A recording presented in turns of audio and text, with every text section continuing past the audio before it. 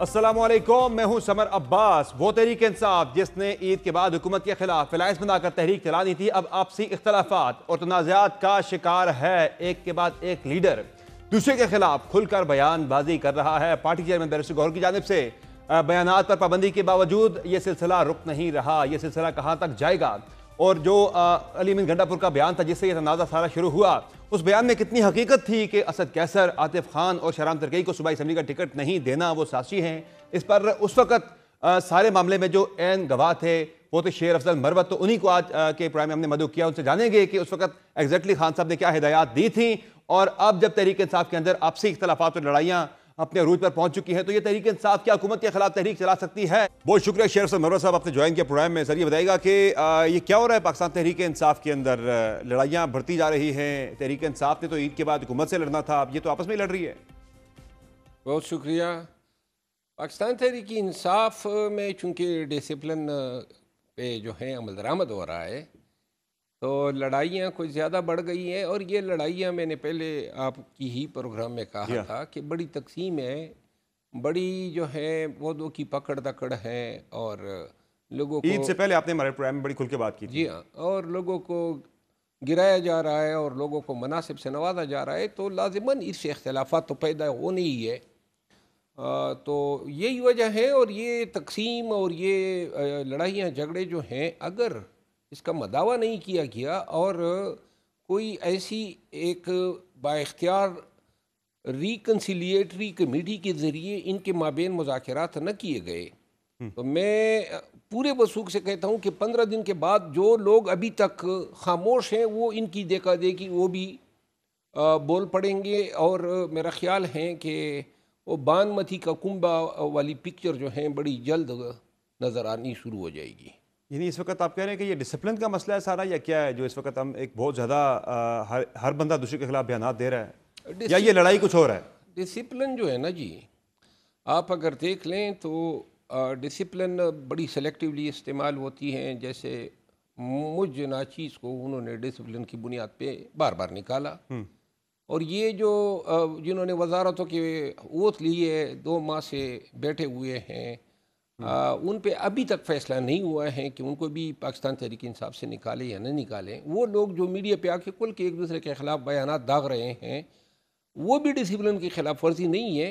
और ये इससे दोहरे मयार की अक्कासी होती है कि जहाँ जिसको इन्होंने तख्त मश्क बनाना होता है, उसके लिए डिसिप्लिन नाम की चीज़ जो है वो कोट कर लेते हैं। ये कौन है जो पार्टी में सब कुछ कर रहा है? कौन है जिम्मेदार? कौन है आपकी नज़र में इसका? जिम्मेदारी जो है वो उन लोगों पे हैं जो लोगों को गिरा रहे हैं और लोगों को नवाज रहे हैं। कौन गिरा रहा है, कौन नवाज रहा है? वही लोग हैं जो खान किसकी तरफ है इशारा आपका? मेरा इशारा उन्हीं लोगों की तरफ है जो खान के गिरद सार डाले हुए हैं और खान से मनमानी फैसले करवा रहे हैं। गौर साहब की बात कर रहे हैं आप, शिबली फराज साहब की बात कर रहे हैं, या सलमान अकरम राजा साहब की बात कर रहे हैं? बैरिस्टर गौर साहब जो हैं वो साजिशी आदमी नहीं है, और न वो किसी को गिराने में दिलचस्पी रखते हैं, बल्कि अगर कोई किसी को गिराया जाता है तो उसकी हमदर्दी पार्टी के साथ और खान के कास के साथ होती है। बाकी जो लोग हैं इनकी अपनी दिलचस्पियाँ ज़रूर हैं, इंटरेस्ट है। और जो लोग हैं जिनकी शे पे ये फैसले हो रहे हैं, वो लोग अल्लाह करे किसी दिन तश्त-ए-बाम हो। लेकिन क्या हुआ है ये अली अमीन गंडापुर साहब जो हैं वो अचानक से क्यों फट पड़े अपने ही लोगों के खिलाफ? अच्छा, ये अचानक नहीं है, क्योंकि जब कन्वेंशन हम कर रहे थे 9 मई के बाद, तो उस वक़्त मुझे अंदाज़ा था कि पार्टी केपी में जो हैं दड़ेबंदी हैं, लेकिन चूँकि वो सूबाई सदर थे और क़यादत सारी छुपी हुई थी, एक अली अमीन खान से मेरा रब्ता था और उन्हीं के तो फेल हम कन्वेंशन जल्द से जुलूस करते थे। तो ये तकसीम पहले से थी, और माजी में जो 2 अदवार देखे खैबर पख्तूनख्वा में PTI ने, उसमें एक वज़ीर आला स्वात से आया महमूद खान और एक नौशेरा से आया था। तो अली अमीन खान के चूँकि 9 मई से कबल ये काफ़ी सोबतें झील चुका था, सूबाई सदर भी थे, और मेरे ज़रिए उनका खान के साथ रब्ता भी था। सही है। तो वो एक बेटर पोजीशन में थे। और मैं आपको एक अर्ज़ करूं, खान से मुलाकात हुई जब अभी इलेक्शन नहीं हुए थे, अच्छा। तो ये डिस्कस हुआ कि वज़ीर आला खैबर पख्तूनख्वा किसको बनाएंगे। ये इलेक्शन से पहले की बात इलेक्शन है। से पहले की बात है, तो ख़ान ने दो टोक अल्फाज में कहा कि अली अमीन ख़ान ही मेरे वज़ीर आला होंगे। अच्छा, उसके कुछ दिनों के बाद में डेरा इस्माइल ख़ान गया, वहाँ हमने जलसा किया। अली अमीन ख़ान जो हैं वो उस वक़्त तक अंडरग्राउंड थे, तो या। वहाँ लोगों से जो खिताब किया, वहाँ पे लोगों को मैंने ये खुशखबरी सुनाई अच्छा। कि आप ही के ज़िले का जो सपूत है वो वज़ीर आला खैबर पख्तूनख्वा होंगे। अच्छा, जहाँ तक ये जो आप तो बाकी लोग जो थे, जो एंटी ग्रुप था, आतिफ खान ग्रुप, बाकी तो वो भी तो ज़रा कोशिश तो वो लोग कर रहे होंगे इलेक्शन से पहले कि हमारा कोई बने चांस, ज़रा वो भी तो वज़ारत आला के लिए उम्मीदवार थे। तो फिर जाके जब टिकटों का मामला आया तो टिकटों में खान साहब ने उनके बारे में बकौल अली मीन गंडापुर के ये कह दिया कि इनको टिकट नहीं देना। तो ये दावा दुरुस्त है अली मीन गंडापुर साहब का कि खान साहब ने मना किया था आतिफ खान, असद कैसर और शहराम सरगई को सूबाई असम्बली का टिकट देने से? बड़ा मुश्किल सवाल है, चूँकि मैंने बाकी अल्फाज छोड़ दिए, मैंने सिर्फ जगह कि टिकट देने का जो फैसला था वो था खान साहब का कि नहीं देना टिकट इनको। मैं बाकी बात कर ही नहीं रहा। देखिए, एक बात तो बड़ी वाज़ेह है ना, जब इनको टिकट नहीं दिया गया तो खान को गिला इन्होंने भिजवा दिया। मैं इस मौके पे चशमदीद गवाह था।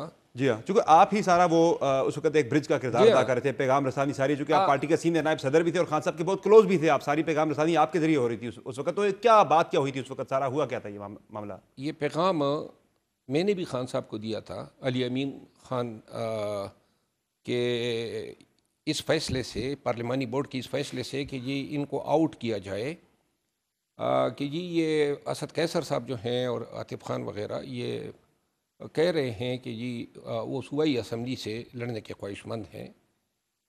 तो इस पर खान साहब जो थे, मैं खुल के कहूँगा कि खान साहब इस पे कायल थे कि खैबर पख्तूनख्वा में मुस्तकबिल में सियासी तौर पे इख्तलाफात को एवॉइड करने के लिए ज़रूरी हैं कि इनको कौमी असम्बली में फील्ड किया जाए। हाँ, एक बात वाज़ेह है कि खान साहब इनको भी नाराज़ नहीं करना चाहते थे, तो खान साहब ने इनके लिए एक पैगाम ऐसा दिया जिसमें यह तासुर नहीं था कि खान साहब की इमा पे उनको निकाला गया और है। वो ग़ालिबन आपके ज़रिए ही वो पैगाम आया था? ये मिर्ज़ा गौर साहब को भी पता है और असद कैसर साहब को भी पता है। अच्छा, क्या पैगाम क्या था खान साहब का उस वक्त? खान साहब ने लाइलमी का इज़हार किया था इब्तिदा में अच्छा। कि मुझे तो इल्म नहीं है कि ये सीट जो हैं या इनको केपी असम्बली की नशिस्तें नहीं दी गई है, और जिस पर चूँकि ये फ़ैसला जो है कन्वे हुआ था थ्रू बैरिस्टर गौर, तो मैंने बैरिस्टर गौर साहब से इस पे बात की। तो जिस पर हम दोबारा खान साहब से रजू किया, तो खान साहब ने फिर कहा कि जी अब इससे बड़े मामलात जो हैं ये मसाइल का शिकार होंगे। और उस वक़्त फिर खान साहब ने ये भी इंदिया दिया कि बैरिस्टर गौर साहब और इनके बीच मामलात डिस्कस हुए थे, और जिनमें इन्होंने बैरिस्टर गौर साहब को कहा था कि ऐन इस तरह करें जिस तरह अभी अली अमीन ख़ान ने बात की है कि ये खान का फ़ैसला था। तो लिहाजा खान फिर इस पे जो है मट्टी डालना चाहते थे, वो नहीं चाहते थे कि वो कन्फ्रंट हो जाए उन लोगों यानी से। खान साहब इस मामले पे खुल के अपना मौक़िफ़ भी नहीं देना चाह रहे थे, लेकिन मर्जी उनकी यही थी जो उन्होंने कन्वे कर दी थी खामोशी के साथ कि इन 3 लोगों को सूबाई असम्बली का टिकट ना दिया जाए बल्कि कौमी असम्बली का टिकट ही दिया जाए। ऐसा ही है? इसमें दूसरी राय कोई नहीं है कि खान अगर न चाहते तो इनको कोई भी टिकट लेने से जो है नहीं रोक सकता था। कि तो फिर अली अमीन गंडापुर का दावा दुरुस्त हुआ ना कि खान साहब ने मना किया था इनको टिकट देने से सूबाई असम्बली का? खान साहब का फैसला था कि इन्हें कौमी असम्बली में लाया जाए, सूबाई असम्बली का टिकट ना दिया जाए। ऐसा ही है? क्या सही है। तो फिर वो जो साजिशी का वर्ड जो अली अमीन गंडापुर इस्तेमाल कर रहे हैं इनके खिलाफ, वो क्या था मामला? देखिए, अली असद कैसर साहब बड़े रिस्पेक्टेबल आदमी है। जी हाँ। आतिफ खान भी हमारे कुलीग हैं, और चूँकि मैं तो ऐसे अल्फाज किसी भी इन अफराद सही के है। लिए तसव्वुर नहीं कर सकता हूँ, लेकिन शायद अली अमीन ख़ान ने जो इजहार किया इसके पीछे वजह ये होगी कि ये बहुत सारी बातें दरपर्दा होती है। सही है। अब इनको इल्म होगा कि इनके बीच क्या खींचातानी हो रही है, लेकिन लाज़िमन जो इजहार उसने किया है ये शायद उन्हीं चीज़ों का कोई रद्द-ए-अमल होगा जो उनके इल्म में होगी कि उनके ख़िलाफ़ ये बातें बानी पीटीआई के कान में डाली जा रही है। सही है। लेकिन ये आप कंफर्म कर रहे हैं कि जो गंडापुर साहब का दावा साजिशी का लफ्ज़ है उस पर शायद आप अपने ताल्लुकात की वजह से आप बात नहीं करना चाह रहे, लेकिन बाकी जो कॉन्टेक्स्ट उनका है कि टिकट से खान साहब ने मना कर दिया था, वो बात दुरुस्त है वहाँ तक के लिए। तो इस पे असद फिर जो कैसर साहब जो है ना, हाँ असद कैसर साहब साजिशी आदमी नहीं है।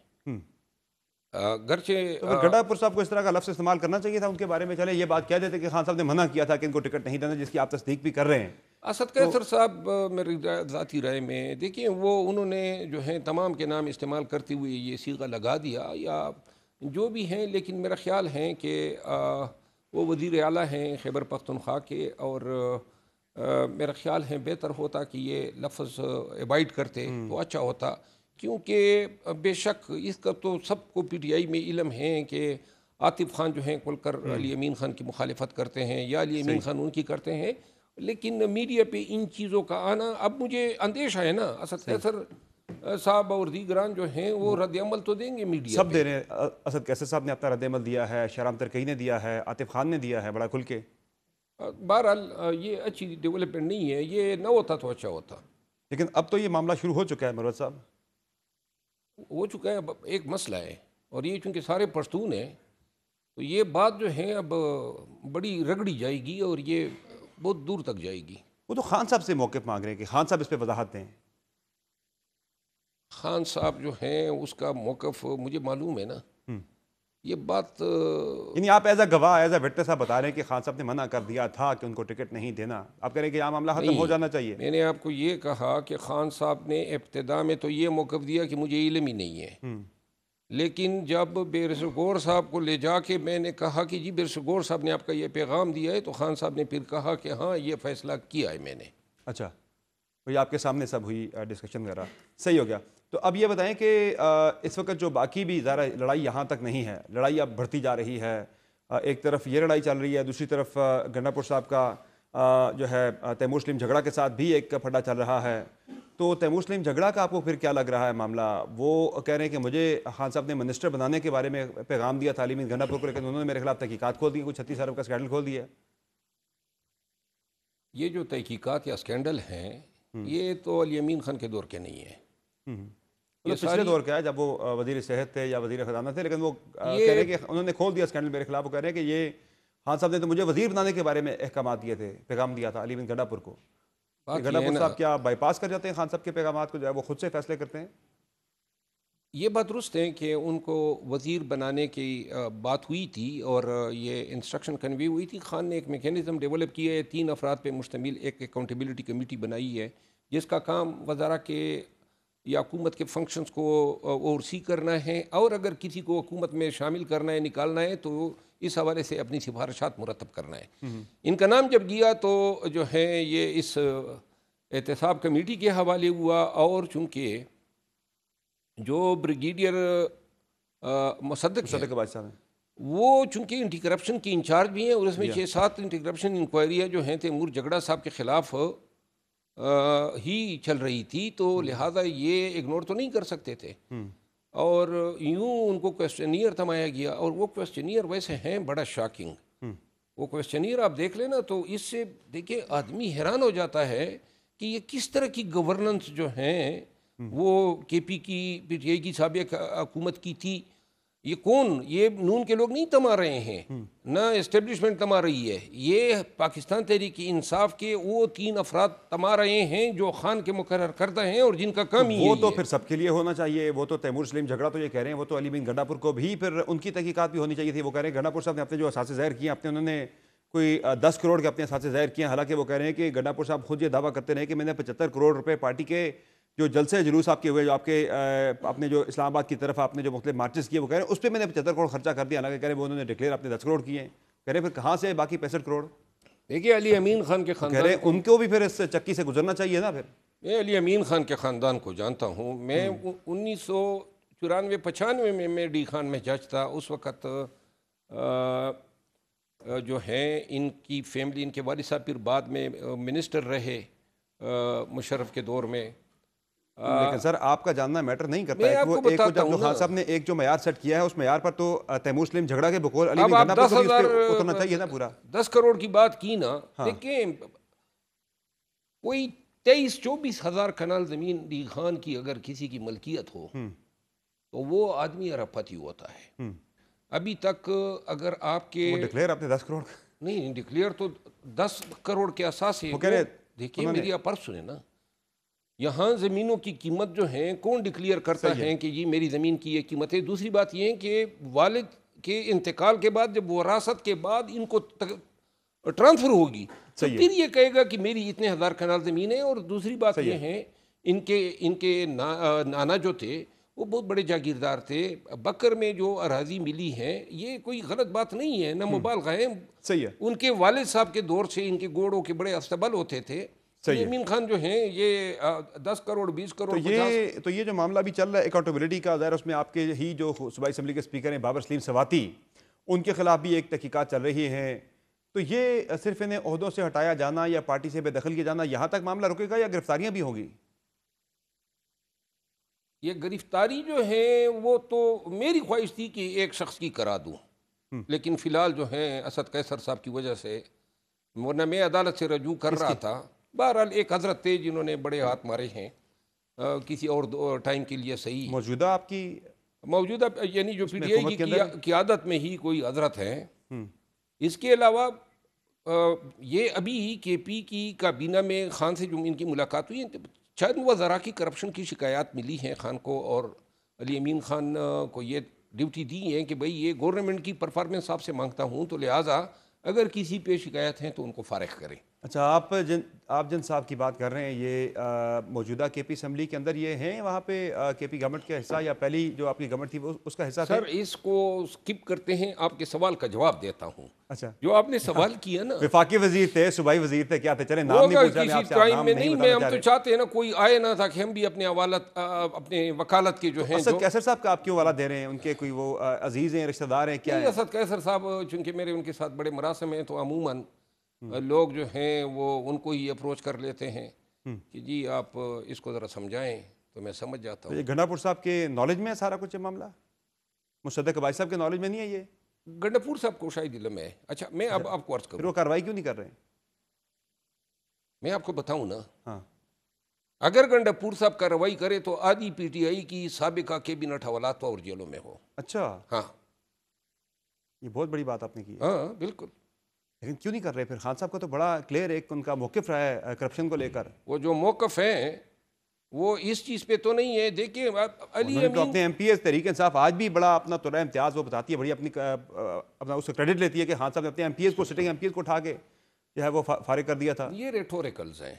हाँ, मैं आपको वाज़े तौर पे बता दूं, साबिका दौरे हुकूमत की अगर फाइलें सिर्फ इदारों को उस पर काम करने दिया जाए, एंटी करप्शन को और नेप को और दीगर जो एंटी करप्शन के ख़िलाफ़ इदारे बने हैं, मेरा ख़्याल ये है कि बहुत सारे स्कैंडल हैं। लेकिन वजह ये है, अली अमीन खान से एक दफ़ा मैंने पूछा था कि इस पे आप कार्रवाई क्यों नहीं करते हैं, उन्होंने कहा अपनी पार्टी की बदनामी होती है। अच्छा, तो पार्टी की बदनामी जो मौजूदा जो काबीना है उसके अंदर भी आपने कुछ वज़रा की करप्शन की बात की जो खान साहब तक शिकायत पहुंची? नहीं, मैंने तो नहीं की। अभी जो आपने तज़किरा किया उसका, ये कितने लोग हैं मौजूदा काबीना के अंदर? मेरे ख्याल में 3-4 लोगों के हवाले से सुनीद है अच्छा, कि वो शायद सेक हो जाएं और नए वज़रा लिया जाए। अच्छा, हटाए जाएंगे वो। तो ये बाबर सलीम सवाती का मामला आपको कहाँ जाता हुआ नजर आ रहा है? इन्हें अदम एतमाद फिर के जरिए हटाया जाएगा या फिर आपको लग रहा है ये क्लियर हो जाएंगे करप्शन के इल्ज़ाम से? बाबर सलीम स्वाति स्पीकर है, उसने, मैं आपको, उसकी एक बड़ी अच्छी रेपुटेशन है। हाँ, और चूँकि मानसेरा की सियासत आज़म स्वाति साहब जो हैं वो भी हमारे बड़े मोहतरम हैं, लेकिन इस पे भी अफसोस किया जा सकता है कि ये भी पब्लिक में क्यों ये बातें आई। लेकिन बाबर सलीम स्वाति जो हैं उसका उस पर सिर्फ इल्ज़ाम है। मैं नहीं समझता हूँ कि इसके दामन पे कोई दाग है। आपको लग रहा है वो क्लियर हो जाएंगे सारे मामले से, कोई खतरा नहीं है उसको अभी फंड मिले ही नहीं है। वैसे ही किसी को गंदा करना है तो आप उस पर करप्शन का इल्ज़ाम लगा दें। सही है। अच्छा, अब ये बताएं कि इन सारी लड़ाइयों के अंदर एक जो सबसे बड़ा मामला है मरवत साहब, वो आपने उससे पहले भी आपसे बात की थी कि तहरीक इंसाफ इसी तरह अगर आपस में लड़ती रही तो फिर खान साहब की रिहाई फिर बहुत दूर का और मुश्किल मामला हो जाएगा। देखिए, पाकिस्तान तहरीक इंसाफ का किरदार उस वक्त तक इंतहाई आलीशान था जब तक ये अंडरग्राउंड थी। जो ही ये बाहर आ गई ना, तो वो किरदार जो हैं वो चीना झपटियों में गिराए जाने, उठाए जाने, लगाए जाने में लग गया है। एक साल को आपको पीटीआई का यही किरदार नज़र आएगा। बाकी जो खान की रिहाई हैं, मैंडेट की रिकवरी है, हकीकी आज़ादी है, वो प्रेस कॉन्फ्रेंसों की हद तक है। इन्होंने कहा ना ईद के बाद हम तहरीक चलनी थी, तहरीक चलनी है, जेल के आगे कोई कैंप लगाएंगे। तो वो भी ज़रा फिर आप किसी इंटरव्यू में उनसे पूछ ले कि ना वो कैंप लगा, ना कोई तहरीक चलने के वाले से कोई आसार नजर आ रहे हैं। फिलहाल तो तहरीक इंसाफ की आपस में एक तहरीक जरूर चल रही है, हुकूमत के खिलाफ तो तहरीक चलाना मैंने बड़ा कहा मुश्किल ना, नजर आ रहा है। कारकर्दगी हमारी तब तक ठीक थी जब तक ये अंडरग्राउंड थे। अंडरग्राउंड से यूं ही बाहर आए हैं ना, सही है। तो बस चीना झपटियों में लग गए। तो अब बताएं मरवत साहब, फिर आप कोई तहरीक चलती हुई देख रहे हैं किसी किस्म की? कोई आपको इम्कान नजर आ रहा है इसका? कौन चलाएगा? बिल्ली के गले में घंटी कौन बांधेगा? यानी कि कौन ऐसी शख्सियत आपको नजर आ रही है जो ये काम? देखिए, मैं तो चशमदीद गवाह हूँ कि डंडे के डर से ये ऐसे गायब थे जैसे गधे के सर से सींग। तो अब इनसे ये तवक्को रखने किसकी बात कर रहे हैं आप? किसकी नहीं कर रहा हूँ, अच्छा, मौजूदा जितनी क़यादत है पाकिस्तान तहरीक इंसाफ की, जो तमाम की नहीं, चंद एक थे बड़े शेरदिल भी थे जो नजर आए और जिन्होंने इस पीटीआई को उठाने में बड़ी मुआवनत की। सही है। लेकिन जर्नल जो लीडरशिप है जो अब काबिज हुई है, इस लीडरशिप से अबस है, कोई 0% तवक्को नहीं है कि ये इनकलाब लाएगी, अवाम को निकालेगी या सबसे बढ़ के रोड पे खुद मार खाने के लिए खड़ी होगी। तो मरवत साहब, फिर ये बताएं कि इस सारी लड़ाई के अंदर आप बता रहे हैं कि तहरीक इंसाफ के अपने अंदर अब ये लड़ाइयों की वजह से नहीं तहरीक चल पाएगी, तो फिर क्या होगा आगे? हुकूमत तो बड़ी कंफर्टेबल नज़र आ रही है, उससे तो कोई ख़तरा तहरीक इंसाफ की तरफ से कम अज़ कम अब नज़र नहीं आ रहा। वो बड़ी कंफर्टेबल है। कंफर्टेबल तो होगी लाजिमन, क्योंकि जो खान की कुव्वत थी एहतजाज की वो बड़ी कमज़ोर हुई गुज़िश्ता 1 साल सवा साल में। और मुझे तो इलाज यही नज़र आ रहा है कि जब तक ये पीटीआई की क़यादत को खान अंडरग्राउंड न कर ले, तब तक हम कोई तहरीक नहीं चला सकते हैं। कैसे करेंगे खान साहब? मतलब ये इनको सिर्फ ये कह दें कि जी कुछ न करें तो ये बड़ी मेहरबानी होगी। अच्छा, ये सारी जो लड़ाइयाँ शुरू हुई है, बज़ाहिर नज़र ये आ रहा है कि गंडापुर साहब जब तक पार्टी प्रेसिडेंट थे, जिस तरह आपने खुद भी बात की कि वो चीज़ें फिर वो एक अपने हिसाब से चला रहे थे, उनको पार्टी के सूबाई प्रेसिडेंट के ओहदे से हटाने के बाद ये लड़ाइयाँ ज़्यादा खुल के सामने आई हैं, ज़्यादा मसाइल पैदा हुए हैं जुनैद अकबर साहब के पीटीआई के केपी के प्रेसिडेंट बनने के बाद से। मानते हैं आप ये कि वो ठीक फैसला नहीं था कि वहाँ से सारी खराबी शुरू हुई है? देखिए, खान साहब का ये फैसला एक ऐसे वक्त में जब आपने एहतजाज चलानी है और आप डिपेंड भी कर रहे हैं वज़ीर आला पे, तो ऐसे वक्त में उससे कुर्सी सदारत छीनना लाजिमन उसको अच्छा तो नहीं लगा होगा। क्यों छीनी गई? और फिर जुनैद अकबर ख़ान बड़े ही जीदार आदमी भी हैं, मैं उसको पसंद भी करता हूँ और मेरे बड़े ही अच्छे दोस्त भी हैं और बड़े खान के वफादार भी हैं, इसमें कोई शक नहीं है। उसको देना, उनका ताल्लुक जो है वो इसमें भी शक नहीं है कि आतिफ खान वगैरह के साथ है, तो लिहाजा एक दरार तो पड़ गई। ये दरार जो है इसका इलाज तो मुमकिन नहीं है। तो ये खान साहब को किसने ये एडवाइस किया, किसने मशवरा दिया कि अली मीन गन्नापुर से पार्टी प्रेसिडेंटशिप लेकर उनके एंटी ग्रुप को दे दें सूबे के? नहीं, देखिए, मेरी ज़ाती राय है, किसी ने मशवरा तो खान साहब को दिया होगा, एडवाइस तो किया होगा खान साहब को किसी ने। मेरी ज़ाती राय है वो ये है कि शायद इस फैसले के पीछे अल्टीमेट गोल ये हो कि अली अमीन ख़ान को जो है कमज़ोर किया जाए।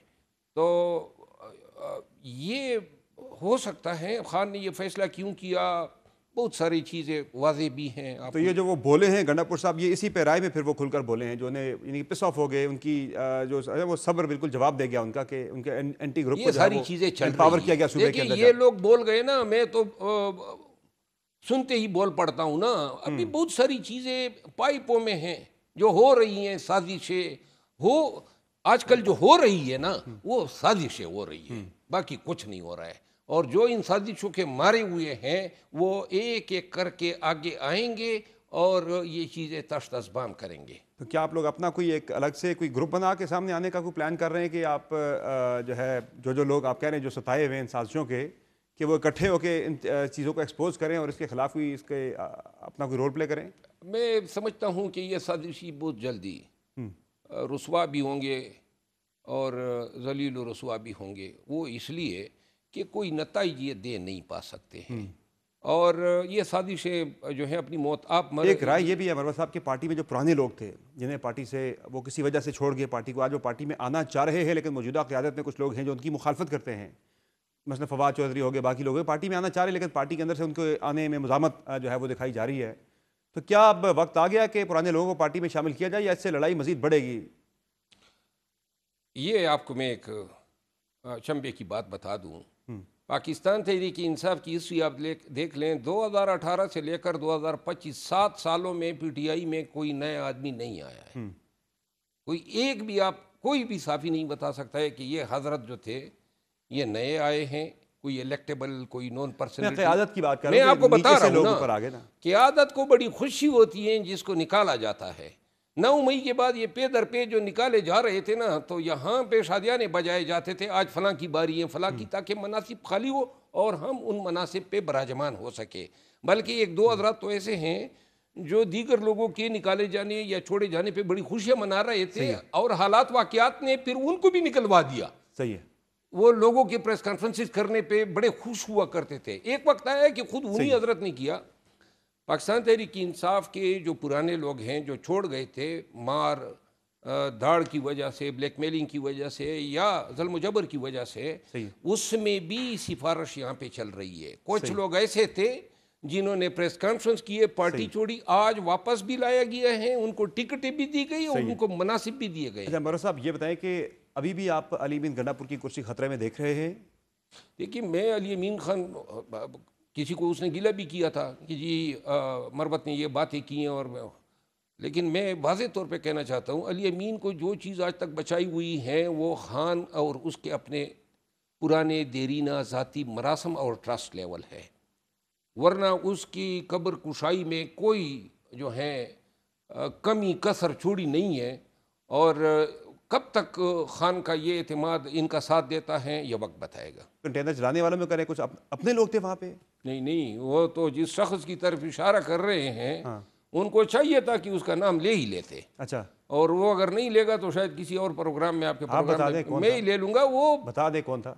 बस एक थे नामी गिरामी। बता देना सर कौन था, किसने कंटेनर जलाया उस वक्त? वो तो गंडापुर साहब। कंटेनर उसने नहीं जलाया, हाँ, दुम दबा के भागा है। अच्छा, और जिन्होंने कंटेनर जलाना था वो आ गए और जलाने के लिए छोड़ दिया। अपने लोग थे, ये कौन था? ये तो अपने लोग ना, बहरहाल किसी और दिन की ले रखो। अब सारी पीटीआई को जो है आज एक ही दिन में मेरा चले ये तो आप खुल के बात कर रहे हैं उस पर, तो इसीलिए आपको हमने आज मदऊ किया भी था। तो ये सोशल मीडिया के वाले से भी गंडापुर साहब ने बड़ी सख्त बातें की हैं, तो क्या अब सोशल मीडिया के वाले से पार्टी की पॉलिसी जो बदल रही है कि उन्होंने यूट्यूबर्स को, जो पार्टी से अपने वाबस्ता कई लोग हैं ऐसे जो कि बैठ के बड़े सख्त किस्म के व्लॉग करते हैं, पार्टी की पॉलिसी को तनकीद का निशाना भी बनाते हैं, उनको गंडापुर साहब ने बड़ा सख्त आड़े हाथों लिया है, तो क्या पॉलिसी बदल रही है कि सोशल मीडिया अब रियलाइजेशन है पार्टी के अंदर कि वो नुकसानदेह साबित हो रहा है? शुक्र है गंडापुर साहब जो हैं कुल के बोले।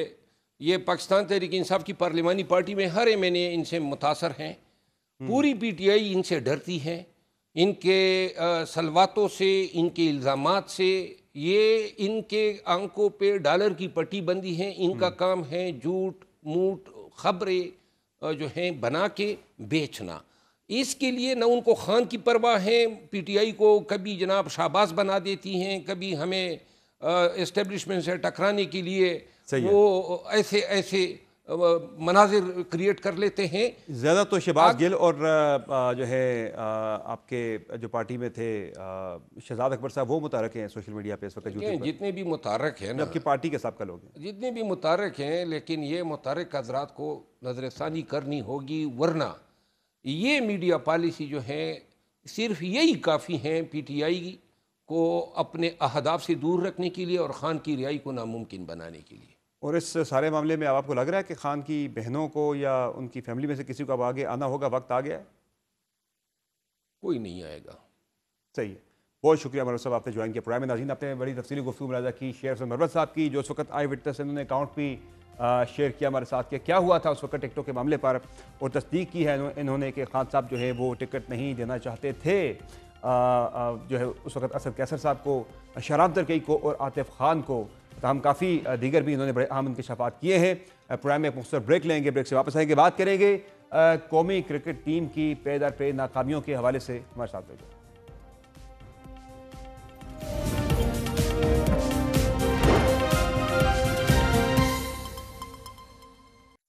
वेलकम बैक नाज़रीन। अब बात करेंगे पाकिस्तान क्रिकेट टीम की एक के बाद एक पे दर पे नाकामियों और नाकस कारकर्दगी के हवाले से। चैंपियंस ट्रॉफी में कौमी क्रिकेट टीम जिस तरह से एक बुरी परफॉर्मेंस की वजह से नॉकआउट स्टेज से ही बाहर हो गई थी, उसके बाद जिस तसलसल से नाकामियों का और बुरी कारकर्दगी का सिलसिला जारी है। न्यूजीलैंड के अंदर भी कौमी क्रिकेट टीम जब खेली तो T20 सीरीज में हम हार गए। न्यूजीलैंड की बी नहीं बल्कि सी टीम थी, और अब ODI सीरीज के अंदर भी कौमी टीम को वाइट वाश हुआ है। ऐसा क्यों है? सर्जरी की जो बातें होती थी वो क्यों ना हो सकी, और सर्जरी अगर जो महदूद पैमाने पर हुई भी है, क्या वो ठीक हुई है? और इस सारी सूरत हाल में अब हल क्या है कि किस तरह से कौमी क्रिकेट टीम को बेहतर बनाया जा सकता है, क्रिकेट को ठीक किया जा सकता है? बात करेंगे। हमारे साथ प्रोग्राम में मौजूद हैं डॉक्टर नुमान नियाज़ साहब, क्रिकेट एक्सपर्ट हैं, जबकि हमारे साथ मौजूद हैं कामरान अकमल साहब एक टेस्ट क्रिकेटर हैं। बहुत शुक्रिया आप दोनों का आपने ज्वाइन किया प्रोग्राम में। डॉक्टर साहब, क्या हो गया हमारी क्रिकेट को? बड़ा नाम था पाकिस्तान का दुनिया में, लेकिन अब तो हम न्यूजीलैंड की बी भी नहीं बल्कि सी टीम, कुछ देर पहले ब्रेक से पहले आप बात कर रहे थे कि ये तो सी टीम जो है वो भी नहीं थी कि जैसे हम हार गए और वाइट वाश हुआ। समर देखें, सबसे पहले तो अगर आपके डिप्टी कमिश्नर जो हैं वो आपकी फर्स्ट क्लास क्रिकेट को हेड करेंगे, और आपके ब्यूरोक्रेट ग्रेड 19-20 के जो हैं वो चीफ ऑपरेटिंग ऑफिसर होंगे, और डायरेक्टर इंटरनेशनल क्रिकेट जो है वो होटल मैनेजमेंट के डिप्लोमा होल्डर होंगे, और 7 साल चीफ ऑपरेटिंग ऑफिसर रहने के बाद PSL के चीफ एग्जीक्यूटिव जो हैं वो एक वकील थे जो कि एक लीगल डिपार्टमेंट में आए थे, वो चीफ ऑपरेटिंग ऑफिसर होंगे। तो ये तो हो गई आपकी क्रिकेट की ब्यूरोक्रेसी। अगर आप डेरा मुराद जमाली और AJK के बोर्ड ऑफ गवर्नर में मेंबर्स होंगे, कराची लाहौर का कोई नहीं होगा, और 22 मिनट में 12.5 अरब का बजट अप्रूव होगा रिफर्बिशमेंट ऑफ स्टेडियम्स के लिए, तो आप बेहतर समझ सकते हैं कि बोर्ड ऑफ गवर्नर्स का क्या इंटेलेक्चुअल कोफिशिएंट है या इमोशनल कोफिशिएंट है। अब हुआ क्या है? हुआ ये है, तो मैनेजमेंट साइड की आपने बात करी, क्रिकेट की अगर हम बात करें, मैनेजमेंट सिलेक्शन कमेटी है, रिफ्लेक्ट करेगी ना सर। सिलेक्शन कमेटी मेरे ख्याल में सिलेक्शन कमेटी के हाथ में कुछ भी नहीं है, और वो कहते हैं ना कि they are just blind man on the road, और उनको जो कहा जा रहा है वो कर रहे हैं। आपने पिछले अक्टूबर 27, 2024 से लेके आज के दिन तक 29 पाकिस्तान प्लेयर्स खिलाए हैं। तो ये तो है आपकी टीम की सेटल्ड मेजरमेंट, यहाँ से मेजर कर लें।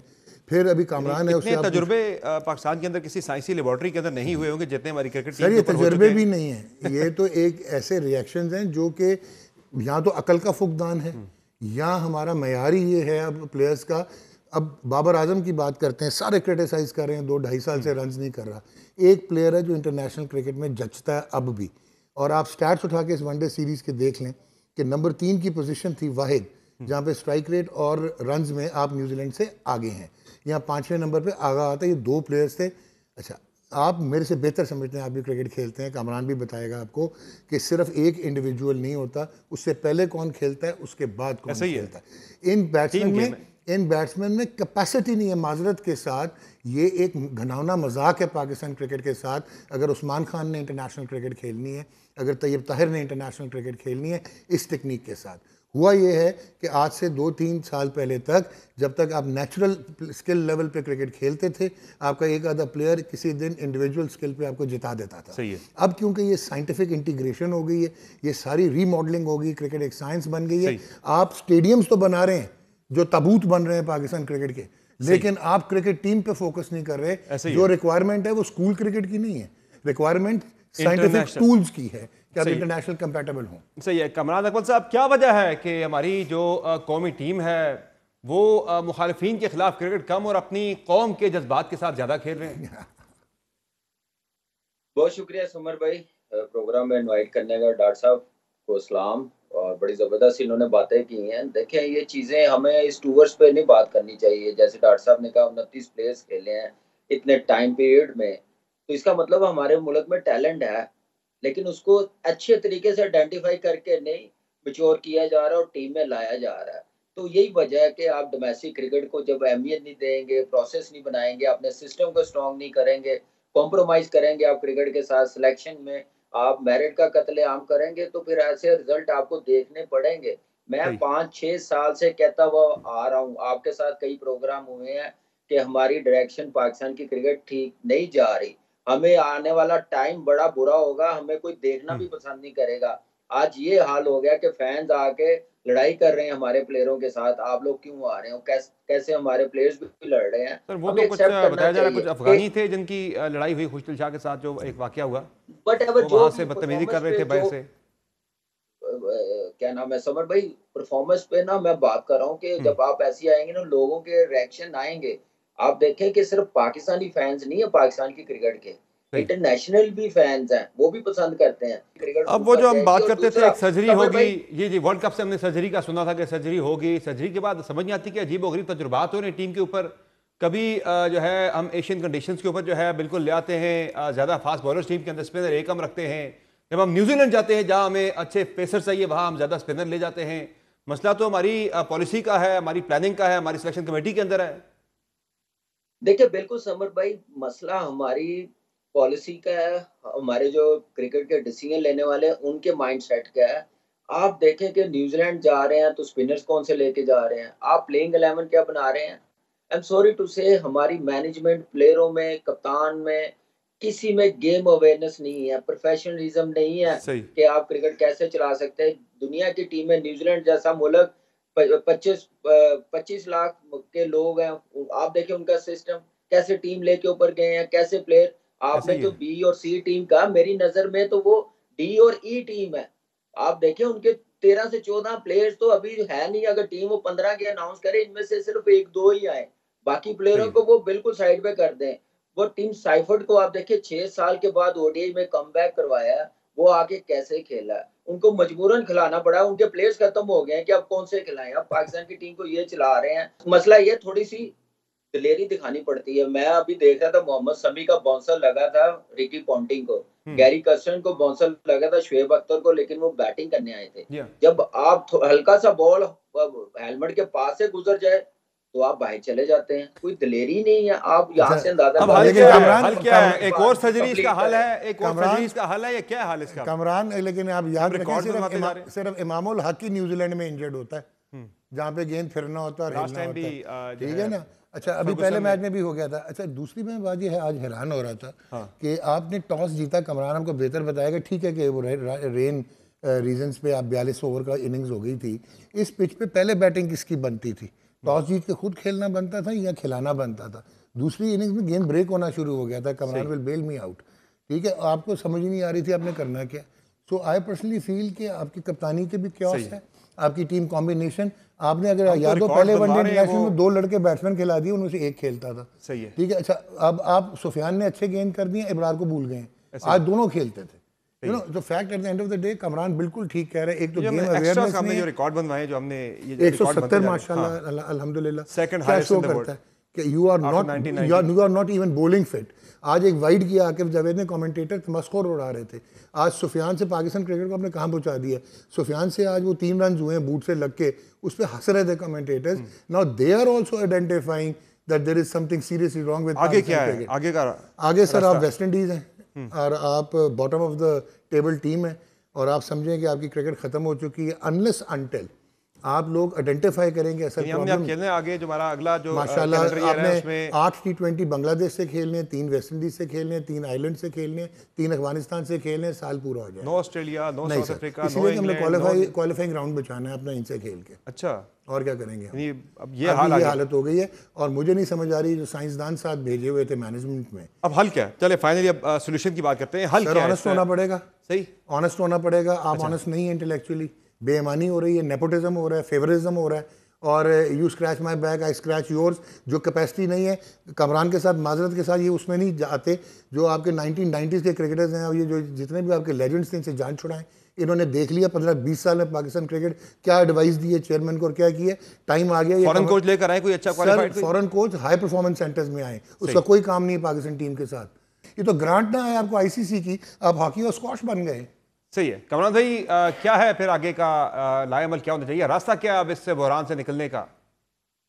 देखिए समर भाई, मैं बड़े अरसे से कहता हुआ आ रहा हूँ, आप यहाँ पे सिलेक्शन कमेटी को, पाकिस्तान क्रिकेट बोर्ड को बड़े सख्त डिसीजन लेने पड़ेंगे। जो डोमेस्टिक के 2 से 3 सीजन बंदा खेलेगा, 4 डे क्रिकेट खेलेगा, वो एलिजिबल होगा पाकिस्तान सिलेक्शन में, उसे ही लाना चाहिए। और दूसरा, जैसे बात की है परफॉर्मेंस की, पहले 2 मैचेस हम लोग आ रहे हैं टॉस जीत के, अच्छे डिसीजन है। लेकिन पहले तो सिलेक्शन कमेटी में आने का क्राइटेरिया भी तो तय हो जाना चाहिए ना, कि कौन लोग होने चाहिए जो सिलेक्ट करते हैं प्लेयर्स को। देखिए यही क्रिकेटर हैं, इतनी क्रिकेट खेले हुए हैं, इनको आप इतनी जल्दी चेंज ना करें। इनको बताएं कि आपने टीम कैसे लेके जानी है। इनको बताने की भी जरूरत नहीं है, इनको अपनी पावर दिखानी चाहिए। अगर ये यस मैन बन के टीम बनाएंगे तो फिर रिजल्ट ऐसे ही आएंगे। जरा अपनी कमरान एक नॉलेज के मुताबिक टीम कमरान बनाएं। और दूसरा आप देखें कि जैसे आकिब की बात की है, स्टेप नहीं मिल रहे, मुझे तो उन पे हैरान किया है।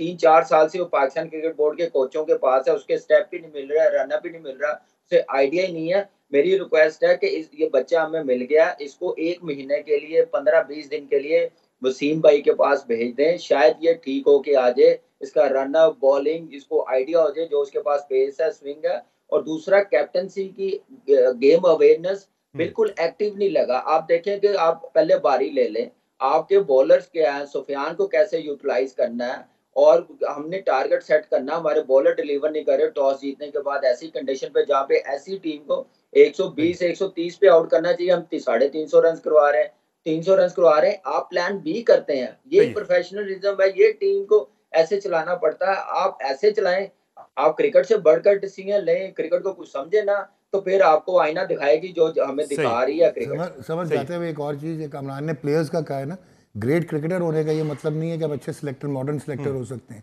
अब एआई आ गई, आर्टिफिशियल इंटेलिजेंस आ गई, फोरकास्टिंग आ गई, सेकेंडली रियल टाइम डाटा आ गया, तीसरा डाटा साइंटिस्ट आपको चाहिए होते हैं, चौथा ये जितनी भी कोचिंग है ना, अब इसके बीच में अब आ गए ये साइंस, ये जो बायोमैकेनिस्ट और किनेसियोलॉजिस्ट, और अब आपको ये मल्टी इंटीग्रेटेड टीम्स होंगी। कमरान का जो रोल होगा ना, वो एक टीम का हेड होगा, जिस टीम में साइंटिफिक वाले लोग भी होंगे और कमरान उसको हेड करे और प्लेयर से कुछ ऐड करना चाह रहे हैं जी?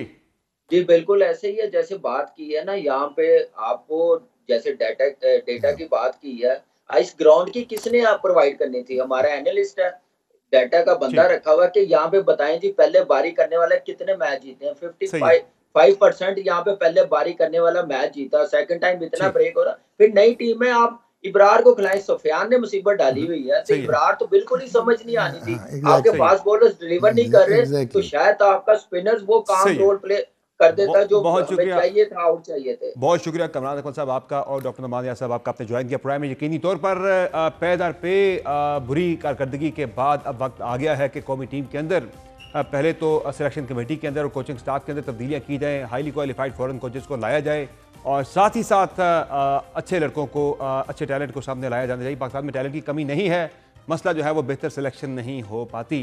प्रोग्राम में मुख्तसर ब्रेक लेंगे, ब्रेक से वापस आएंगे, बात करेंगे पाकिस्तान के मुआशी और माली जो मसाइल हैं उनका बड़ा हल पोशीदा है पाकिस्तान की मादनियात के पोटेंशियल के अंदर, और इसमें कितना पोटेंशियल है, इससे कैसे हम टैप कर सकते हैं, बात करेंगे ब्रेक के बाद। हमारे साथ रहेगा।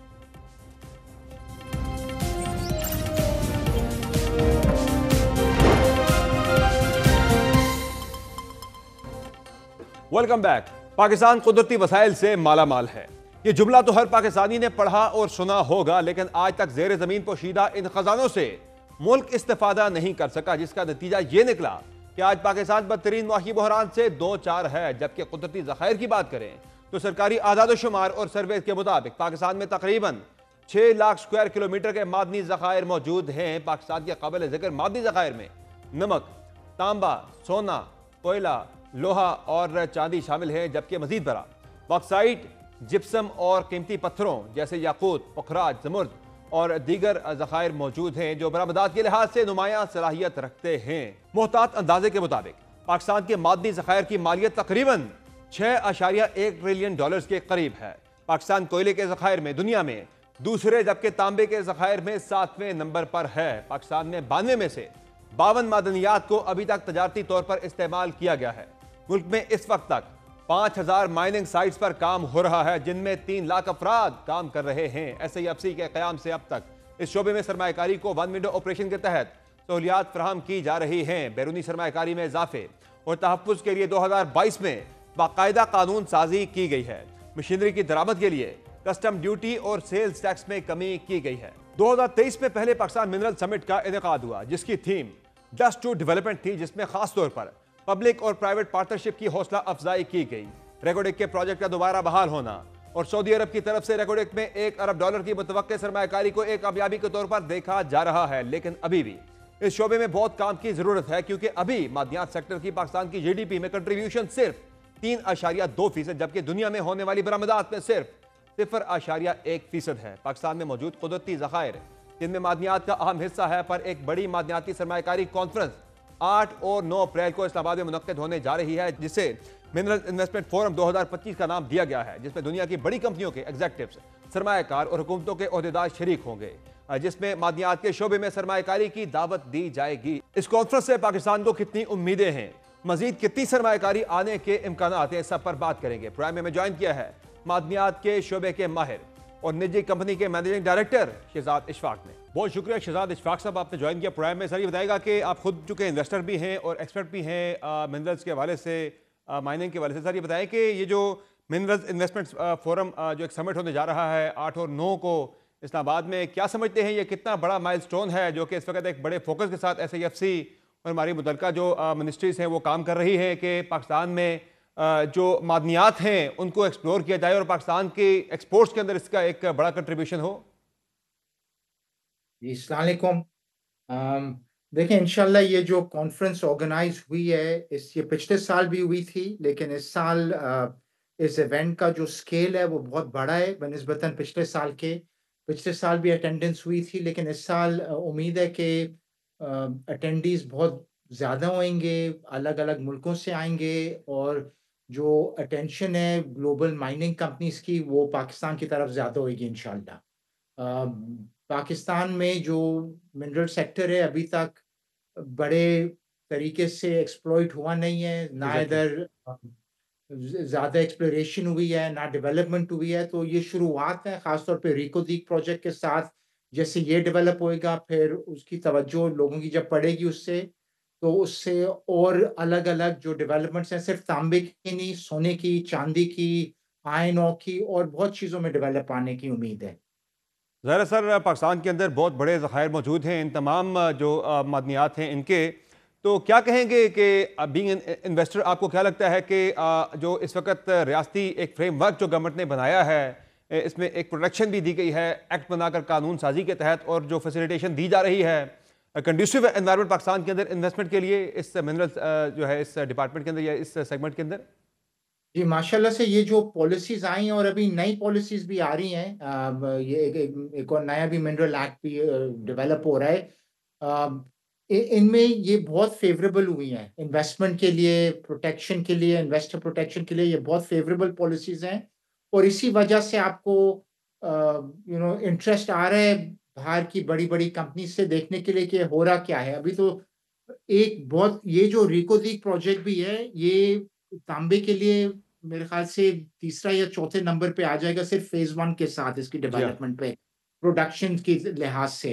और फिर जब ये फ़ेज़ 2 में आता है तो ये टॉप 2 प्रोजेक्ट्स ग्लोबली आएगा। तो जब कोई सा मुल्क उस स्केल पे आ जाता है ना, तो उसकी बिल्कुल ही वो फिर शिफ्ट हो जाती है उसकी जो डेवलपमेंट पाथ होता है माइनिंग पे। सो जैसे आप चिली का देखें या पेरू का देखें, 50 साल पहले पेरू में लोग सोचते थे 10 पोर्फिरीज भी नहीं है, अभी 150-200 पोर्फिरीज डेवलप हो रही हैं। या तो जैसे ये डेवलपमेंट आती है तो बहुत शिफ्ट आना शुरू हो जाता है माइनिंग में। ऐसे ही है। शहजाद साहब, ज़ाहिर है एक तरफ हम देखते हैं कि पाकिस्तान बदतरीन मुआशी मसाइल से दो चार है। हम IMF की हमें सपोर्ट लेनी पड़ती है अपने जो है सालाना अखराजात को जो है मीट करने के लिए। दूसरी तरफ पाकिस्तान के अंदर जो है ज़मीन के अंदर छुपे ये जो ख़जाने हैं इनको आज तक हमने नहीं इस पे किया, हमने इस्तेफादा से हासिल नहीं किया। तो क्या समझते हैं कितना बड़ा पोटेंशियल है इस माइनिंग के शोबे के अंदर, जो हमारे मुआशी मसाइल हैं उनसे हमें निकालने के लिए, जो इस वक्त हम ज़ाहिर है कर्ज़ों में डूबे हुए हैं, कर्ज़ों से निकलने के लिए, मुआशी बहरान से निकलने के लिए कितना ये किरदार अदा कर सकता है और ये कितना टाइम इसमें लगेगा? देखिए, माइनिंग जल्दी नहीं हो सकती जी है। हाँ। जितना आप उसको जल्दी करने की कोशिश करते हैं, उतना उलट-पुलट होता है। ये स्ट्रक्चर्ड तरीके से होनी चाहिए। ये ऐसे नहीं होनी चाहिए कि लोग सिर्फ़ और उठाएँ और को एक्सपोर्ट कर दें कि उसमें वैल्यू ऐड नहीं होती है। एग्जैक्टली। एंड बहुत सारे मुल्कों में तो रोका हुआ भी है कि आप कुछ वैल्यू ऐड करें, सिर्फ़ फिर ही आप इसको एक्सपोर्ट कर सकते हैं। तो हमारी भी पॉलिसीज़ फ़ोकस्ड हैं कि हमारी डेवलपमेंट हो इधर, प्रोसेसिंग इक्विपमेंट लगे। सो अगर हम लोग रिकोदी का देखते हैं, अंदाज़न 2 से 3 अरब रुपए इसके सिर्फ फ़ेज़ 1 में जी एक्सपोर्ट्स हाँ। होंगे और फिर जब फ़ेज़ 2 में जाएगा, ये डबल होएगा और ये सिर्फ एक माइन है। अगर आपकी एक माइन से एक्सपोर्ट 5-6 बिलियन होती है, आप सोचें अगर 2-3 बिलियन 2-3 माइन और इस साइज़ और स्केल की आ जाएँ, तो आपका ना करंट अकाउंट डेफ़िसिट होएगा, ना ट्रेड डेफ़िसिट होएगा, ना कुछ और प्रॉब्लम होएगा आपकी, बिकॉज़ हमारी जो वॉलेटिलिटी वो बहुत करंट अकाउंट डेफिसिट से बहुत ज़्यादा आती है। तो उसका तो ये एक्सपोर्ट माइनिंग का अगर खुल गया तो बहुत अच्छा एडजस्टमेंट हो सकता है यानी इंशाल्लाह। अगर सिर्फ फोकस के साथ इसी माइनिंग के शोबे के ऊपर अगर तवज्जो दी जाए तो इसी से हम जो है अपने जो हमारे मुआशी मसाइल हैं उससे हम बाहर आ सकते हैं बहरानी कैफियत से। पाकिस्तान बिल्कुल खुद जी, कफील हो सकता है पाकिस्तान। बिल्कुल हो सकता है। एंड इन्वेस्टमेंट आनी चाहिए और या सिर्फ बाहर की इन्वेस्टमेंट नहीं है, लोकल इन्वेस्टमेंट भी आनी चाहिए। Local true. ग्रुप्स को भी आना चाहिए, उनको समझना चाहिए कैसे करें, क्या करें। थोड़ी बड़े प्रोजेक्ट्स के लिए तो बाहर की एक्सपर्टीज चाहिए, लेकिन जो मिड साइज प्रोजेक्ट्स हैं उनके उनको लोकल्स को भी इनकरेज करना चाहिए कि वो भी आएँ। और उम्मीद है यही होएगा। देखें, जो कॉन्फिडेंस बाहर वाले इन्वेस्टर्स को भी आता है, उनकी कॉन्फिडेंस बढ़ती है जब वो देखते हैं कि लोकल इन्वेस्टर्स भी इन्वेस्ट कर रहे हैं। और देखिए, ये इस कॉन्फ्रेंस ट्रू। में बहुत सारे लोकल इन्वेस्टर्स आए हैं स्पॉन्सर्स के लिए, उन्होंने एप्लीकेशंस के लिए अप्लाई किया है। तो ये बिल्कुल ही बहुत ही फेवरेबल एनवायरनमेंट है माशाल्लाह। बहुत शुक्रिया शहजाद इशफाक साहब, आपने ज्वाइन किया प्रोग्राम में। यकीनी तौर पर जो सिमत है पाकिस्तान की कम अज़ कम मादनी जो वसाइल हैं उनसे इस्तेफादे के लिहाज से वो एक बेहतर सिमत दिखाई दे रही है। और अगर इसी सिमत में फोकस के साथ काम किया जाता है, जिस तरह से लोकल इन्वेस्टर भी इसमें इंटरेस्ट ले रहा है और गैर मुल्की सरमायाकार भी इसमें दिलचस्पी ज़ाहिर कर रहा है, अगर इसी में अगर बेहतर पेशरफ्त होती है तो यकीनी तौर पर पाकिस्तान के जो मुआशी मसाइल हैं और जो मुआशी बहरानी कैफियत है उससे पाकिस्तान बाहर निकल सकता है। आज के शो में इतना ही, इजाज़त दीजिए। अल्लाह हाफ़िज़।